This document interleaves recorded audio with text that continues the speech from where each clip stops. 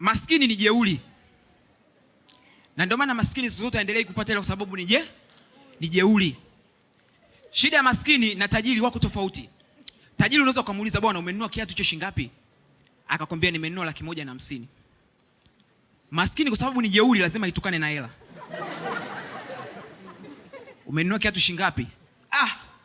Hiyo ngoma 100 na upuzi hiyo. Unasema? Hiyo ukienda kijinga jinga unaanza kukupiga 100 na ushenzi hivi. Unafikiri hela inakuheshimu?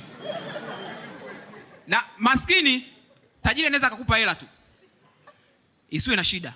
Ila maskini hela yake ni ina mtego. Akikupa hela yake kama amekusaidia, angalia maneno anayotaja baada ya kukusaidia. Sisi ni binadamu.